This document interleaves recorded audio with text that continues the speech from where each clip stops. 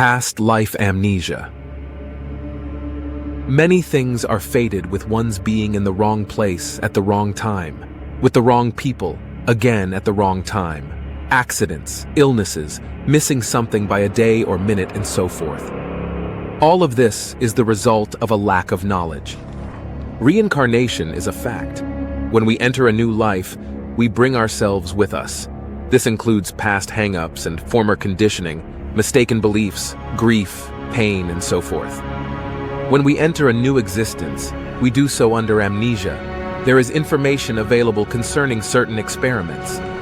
Many of these have been kept from the public because of their cruel nature, studying the effects of artificially induced amnesia on both animal and human subjects, and how it directly affects the feedback circuit in the brain. With self-awareness, one can exercise control, but on the other hand, when the feedback circuit is blocked through amnesia, one is prevented from reforming problem programming in one's mind. Russian psychologist Ivan Pavlov conducted a series of experiments on dogs. Most of us are familiar with the theory of conditioning, taught in Psychology 1001. Dogs were given food after a bell was rung. The bell, after several times, caused the dog to salivate, anticipate food, whether or not the food followed. The sound produced hunger in the dog. Two separate stimuli, applied within seconds of each other, will create an involuntary response in the brain. Many of his experiments went beyond the conditioning.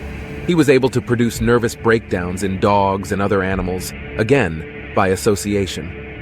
The hungry animal would go for the food, and he would apply painful shocks, extremely loud noises, blasts of scorching heat, or other stimuli, creating a survival versus fear/pain situation.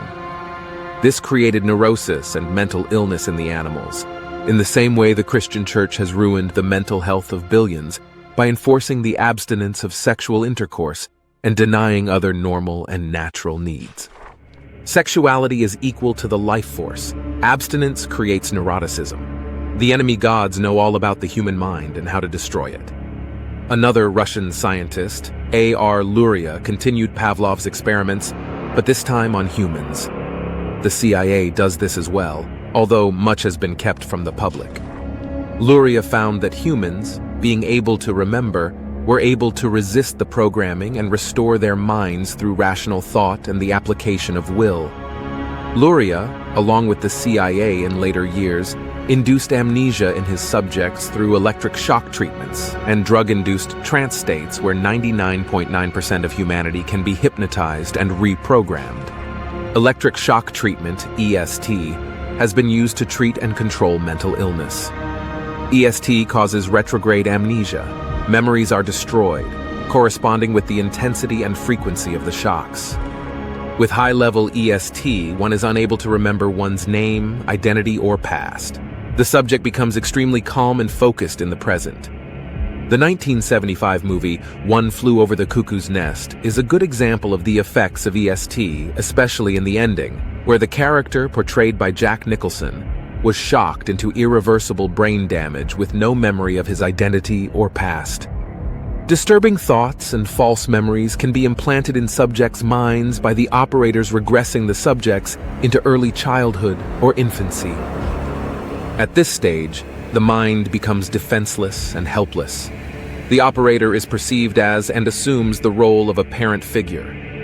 A prime example of this was where false memories were implanted by a Christian psychiatrist in the subject of the book Michelle Remembers. Inducing neuroticism usually, though not always, requires the operator to regress the subject and implant false memories, such as the abuse of the child by a parent. 100% of the time, amnesia must be suggested to the subject so the subject will have no recall of the session or implanted suggestions.